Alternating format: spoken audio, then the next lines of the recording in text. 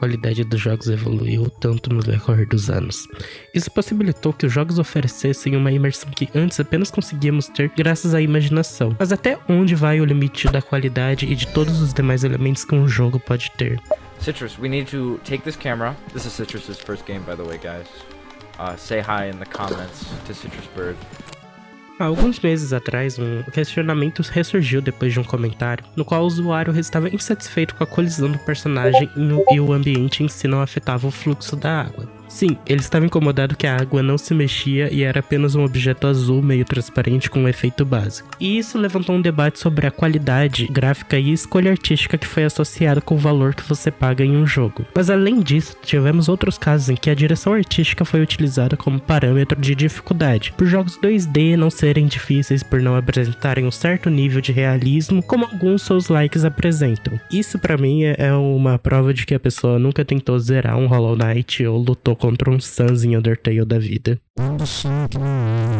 Então isso me fez parar pra pensar, o que aconteceu com a percepção de jogos da galera? Por que o realismo virou um sinônimo de qualidade e os jogos que não tentam ser realistas viraram um símbolo de baixo investimento, baixa qualidade ou baixa jogabilidade? Uma coisa é óbvia, o elemento que mais vende o seu jogo é a arte. A beleza visual de tudo que compõe o jogo quase sempre será a porta de entrada do público a despertar um interesse em conhecer a obra. E de alguns anos pra cá, é visto um aumento cada vez maior de estúdios que optam por criar jogos que sejam realistas o suficiente a um nível que as pessoas acabem duvidando se aquilo de fato é um jogo. Uma parte disso eu diria que é culpa, entre aspas, da Unreal, porque ela possui muitos elementos para agregar beleza aos jogos e auxilia nesse processo de dar uma pegada um pouco mais realista. Mas isso não é um problema, um jogo se parecer com a vida real é comum e de fato bem trabalhoso. A questão começa quando isso se torna um vício e acaba afetando a percepção dos jogadores em relação aos demais jogos. Eu acho que eu não chamaria isso de vício, mas que afeta a percepção, ela afeta mesmo. Se o personagem não produz uma sombra na frente do sol, ele é taxado como péssima qualidade. Se a água não se move ou executa uma animação quando o personagem cai nela, então o jogo é ruim. Nesse caso da água, eu entendi que é uma crítica por ter se pagado por volta de R$300 no jogo, que é onde chegamos no próximo ponto.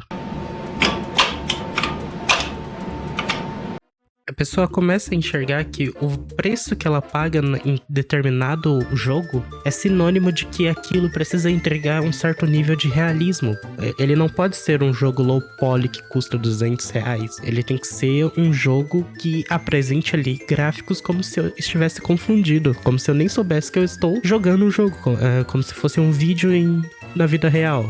Essas produções realistas se tornam cada vez mais caras, onde o público em certa parte para de conseguir acompanhar o preço. Isso gera uma cobrança, pois a partir do momento que estou pagando valor alto em um jogo que se promete ter uma experiência mais realista, esse tipo de elemento vai ser cobrado. Mas e em jogos que não prometem isso? Isso acaba tendo um efeito negativo para jogos que fogem dessa pegada realista, porque as pessoas que não trabalham com o realismo, elas acabam perdendo um pouco de espaço e de público para essas outras produções que são mais elaboradas. Não que os jogos deles não sejam elaborados, mas é porque o público começa a entender que quanto mais realista, mais detalhado o jogo é, com mais elementos ele vai ser apresentado, com mais funcionalidades, com mais jogabilidade, e isso não é verdade. A visão de jogos com artes mais simples ou estilizadas acaba sendo depreciada, pois o que se espera é estar em um mundo que eu possa pensar, isso nem parece um jogo, e com isso gerando uma visão negativa dessas obras, até mesmo o nível de diversão e dificuldade acaba sendo mensurado, e assim se afastando de conhecer jogos que não prometem realismo, mas que possuem uma jogabilidade, uma história, uma música e uma arte que são incríveis. Mas é isso. Dessa parcela de pessoas que foram afetadas pelo realismo, eu tenho pena por não serem capazes de aproveitar milhares de jogos que existem,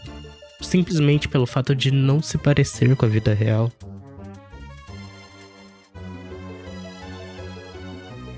Enfim, fazia tempo que eu não escrevi um roteiro, sinceramente esse não é dos melhores. Eu tô tentando me reacostumar. Ô moto desgraçada! Eu comecei a gravar aqui, começou a vir um monte de moto, eu achei incrível. Enfim, se você gostou do vídeo, deixa o seu like aí, considere se inscrever no canal. Comenta também qual que é a sua opinião, isso ajuda bastante no engajamento e eu sou curioso. E se você não concorda com nada do que eu falei, comenta aí também, né? É só digitar, vai. Deixa o like também, vai.